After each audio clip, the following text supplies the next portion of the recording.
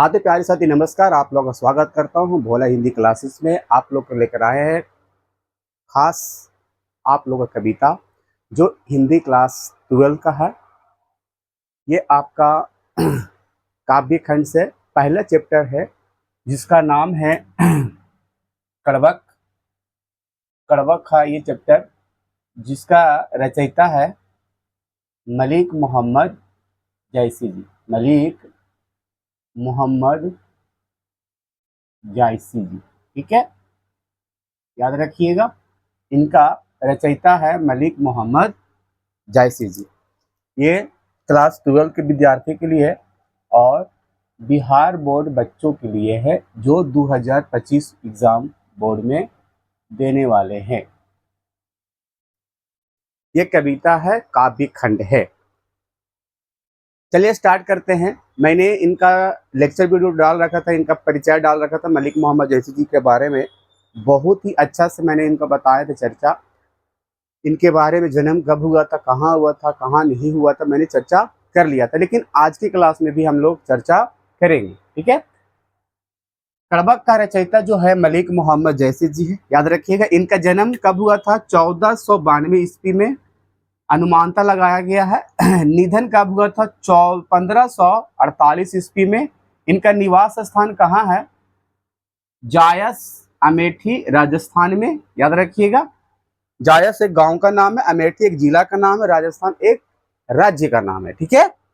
पिता मलिक शेख मेमरेज, पिता मलिक शेख मेमरेज।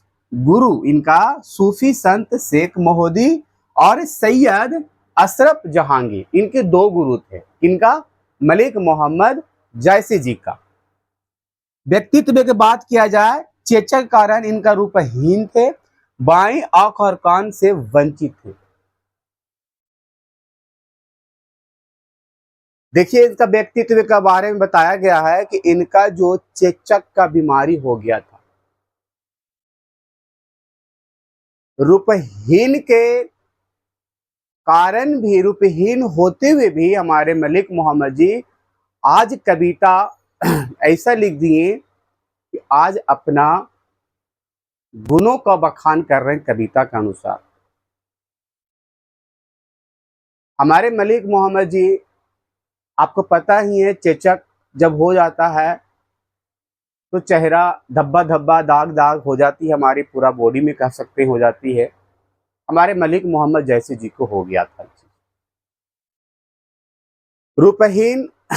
इसमें मलिक मोहम्मद जायसी जी यही कहते हैं, आम बात में भी यह कहा जाता है स्टूडेंट लोग को भी, कि चेहरा मायने नहीं रखता है, सुंदरता मायने नहीं रखता है।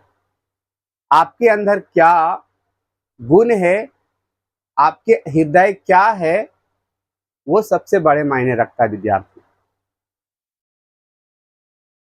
हमारे रूपहीन होते हुए मलिक मोहम्मद जी अपना गुणों को चर्चा किए हैं।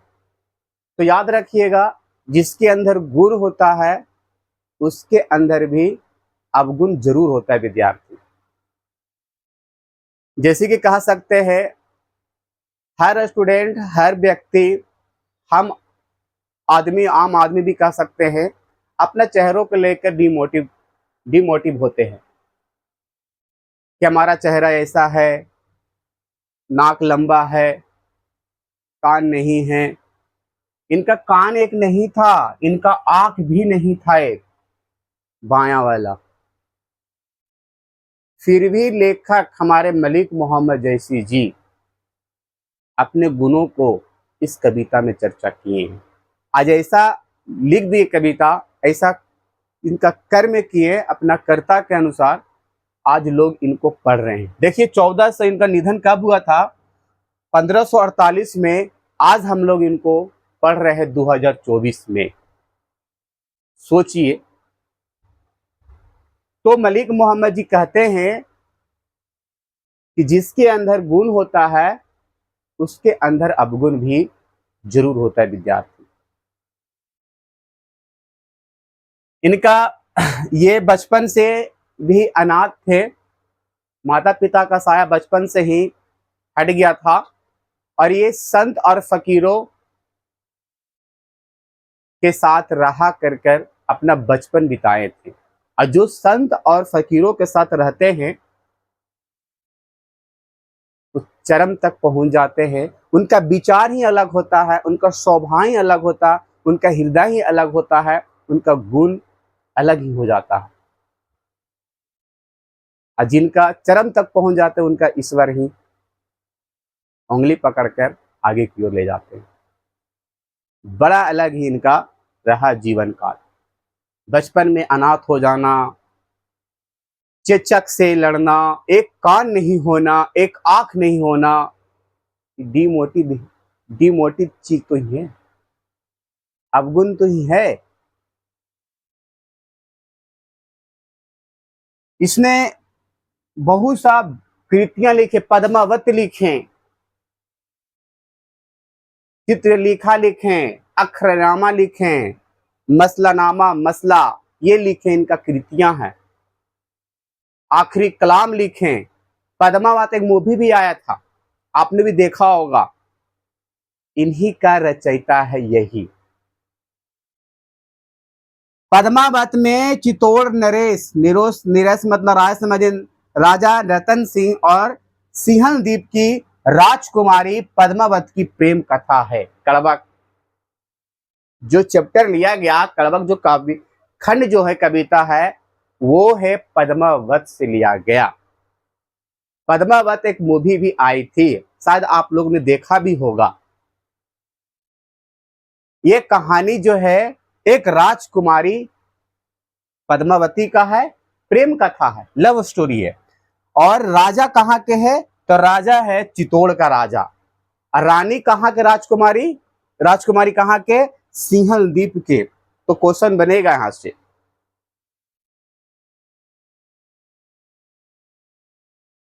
देखिए इनका अवगुण होते हुए भी एक ऐसा कृत्या का, कर्म का बखान कर दिए हैं, अपना जो लिख दिए हैं, आज इनका लोग पढ़ रहे हैं।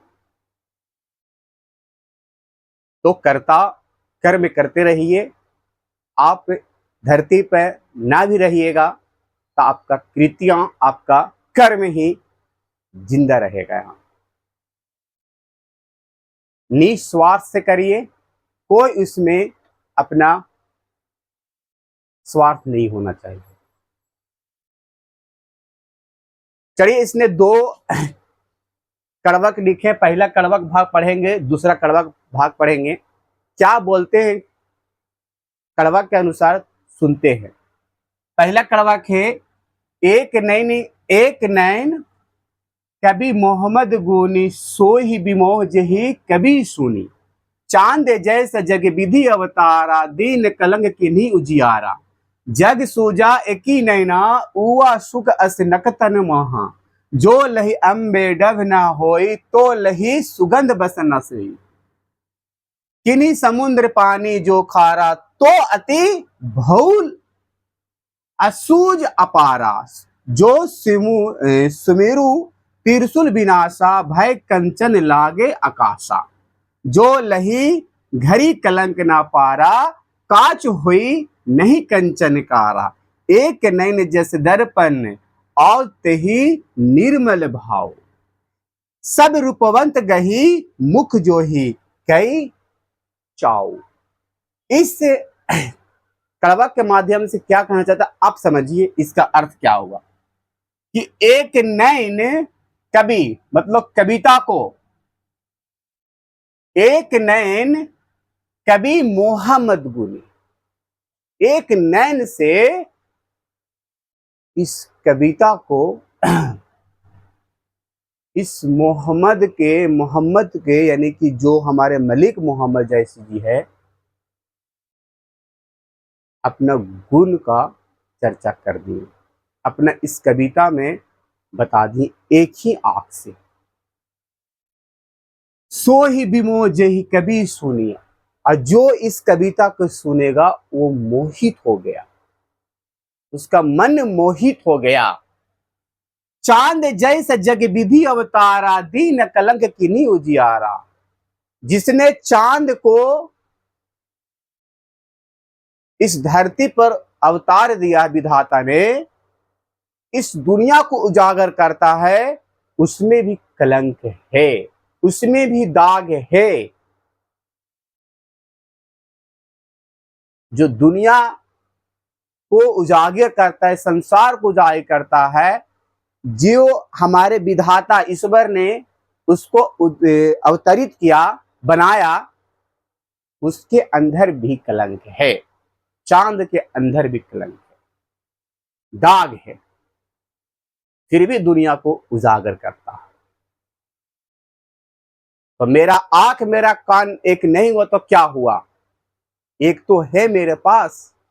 ये मलिक मोहम्मद जैसी कहते हैं कि देखो, एक चांद को देखो, उसका विधाता ने अवतरित किया, उसके अंदर भी आज दाग है, फिर भी दुनिया को क्या करता है, उजागर करता है। जगे सूझा एक ही नैना, एक ही आंख से मैंने दुनिया को पढ़ लिया, संसार को जान लिया, एक ही आंख से मैं। मलिक मोहम्मद जैसी जी कहते हैं, हुआ सुख असि नकतन माह। नक्तर मतलब कि नक्षत्र में हर चीजों को मैंने देख लिया, मैंने पढ़ लिया, एक ही आंखों से।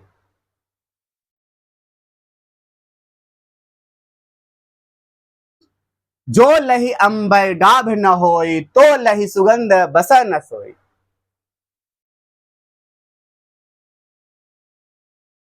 आम में भी, आम पकने में भी उसमें दाग आती है, तब जाकर उसमें सुगंध आती है।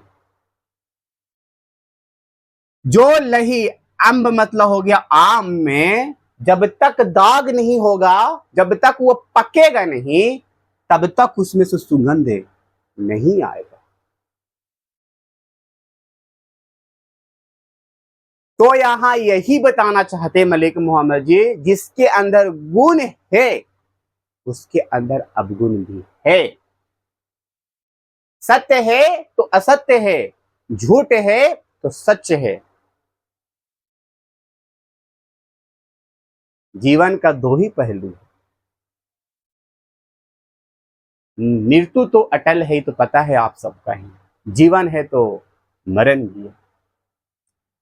किन्हीं समुद्र पानी जो खारा, तो अति भूल सूझ अपारा।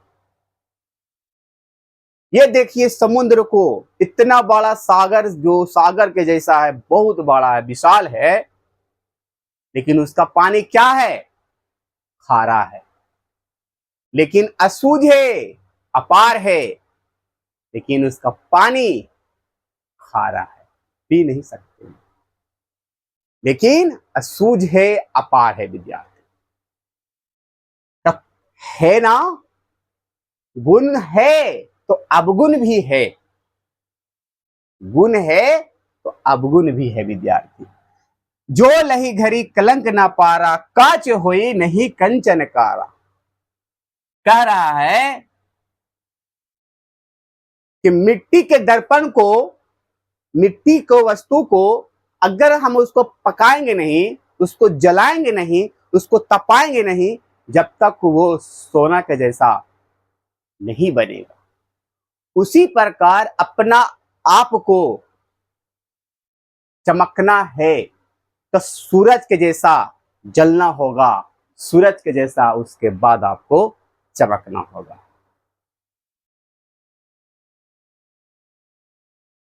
तो गुण है तो अवगुण है विद्यार्थी। आपको अगर चमकना है तो सूरज के जैसा आपको जलना पड़ेगा, तपना पड़ेगा, संघर्ष करना पड़ेगा, तब जाके आपको सूरज के जैसा आप चमकिएगा।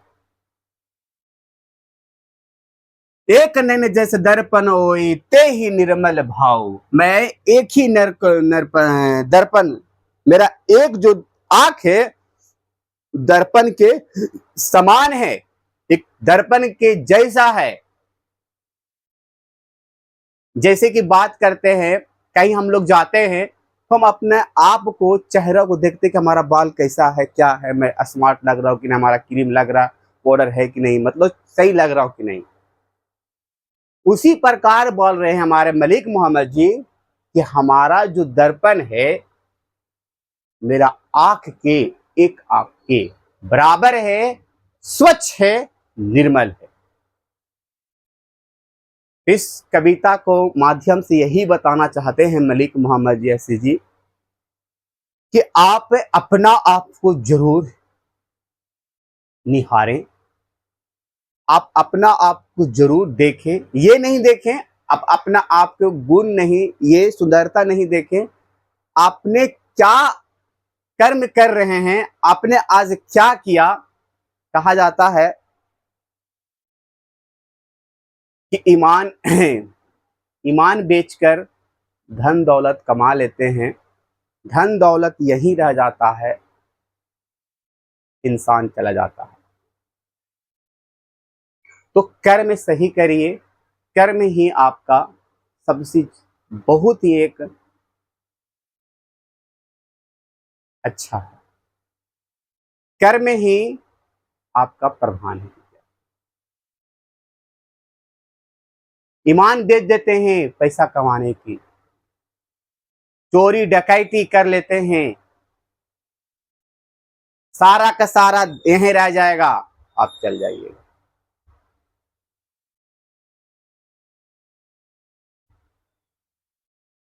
सब रूपवंत गही मुख जो ही कई चाओ, और कह रहे हैं कि रूपवंत गही मुख जो ही कई चाओ। कहने का अर्थ होगा, कहने का ये अर्थ होगा विद्यार्थी कि रूपहीन होते हुए भी हमारे मलिक मोहम्मद जैसी में इसके अंदर गुण भी था। तो आप अपना आप को डिमोटिवेट नहीं करिए, इतना ये कहिए कि हमारे अंदर गुण है, अवगुण है तो गुण भी है, सत्य है तो असत्य है, झूठ है तो सत्य है, धनात्मक है तो ऋणात्मक है, जीवन के दो पहलू है, चित है तो पट है। ये समझ लीजिए जीवन में यही है। लेकिन ये भी नहीं कह सकते हैं कि अवगुण ज्यादा होता है, अवगुण कम होता है, गुण सबसे ज्यादा होता है हर इंसान में, हर व्यक्ति में। बस निखरता है अपना कर्म से, अपना यश से, अपना जस से। दूसरा कड़बक बोल रहे हैं, मोहम्मद यही कभी जोर सुनावा, सुना जो प्रेम परीगा पावा। मोहम्मद जी ने अपना कविता पर जोर दिया, जोर दिया, सुनाया। सुना जो प्रेम, प्रेम मतलब पीर का, मतलब जो प्रेम यानी कि प्रेम में जो दुख होता है, दर्द मिलता है, उसके बारे में बता रहे हैं। तो प्रेम यानी कि प्रेम का कह सकते हैं, प्रेम प्रेम पीर का कवि हमारे, यानी कि प्रेम की दुखी का कवि का कह सकते हैं, प्रेम का पीर का कवि किसे कहा गया है? मलिक मोहम्मद जैसी जी को कहा।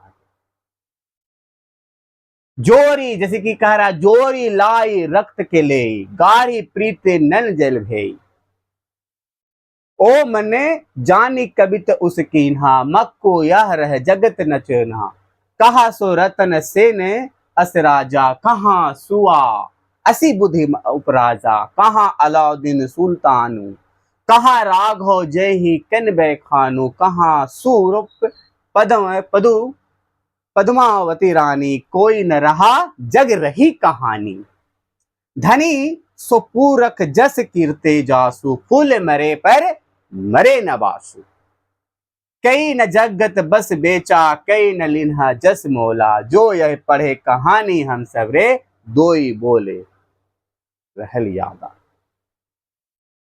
समझिएगा इसका क्या अर्थ है कि मोहम्मद यही कभी जोर सुनावा, सुना जो प्रेम पीरगा पावा।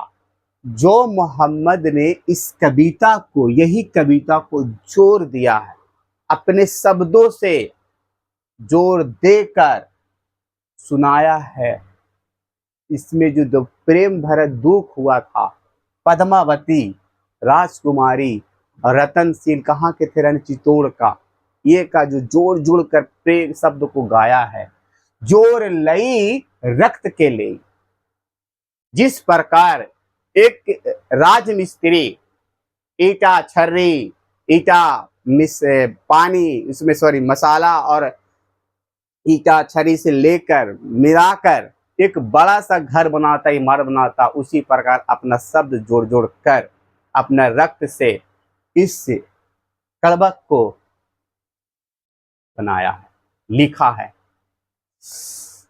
ओ मन जैन कबित न अस्केन्हा मक्कु या रगत रहे जगत मह चीना।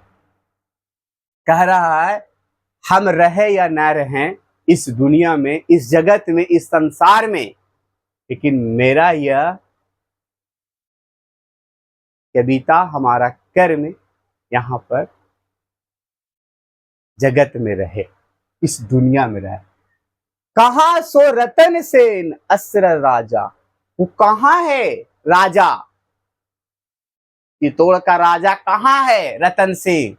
अब कहाँ है सुआ असी बुद्धि उपराजा, जो सुआ तेज बुद्धि वाला था वो भी नहीं रहा। कहाँ है अलाउद्दीन सुल्तानो, कहाँ राघव जय के बखानो। न राजा रहा, न रतन सेन रहा, न बुद्धिमान तोता रहा इस दुनिया में, न अलाउद्दीन रहा। कहाँ सूरप पद्मावती रानी, न पद्मावती रानी रही, कोई न रहा, जग रही कहानी। इस दुनिया में कोई नहीं रह सकता है, मृत्यु अटल है विद्यार्थी। इसीलिए कहते हैं कर्म सही करिए, अपने कर्म पर ज्यादा फोकस करिए और कर्म एक सही करिए।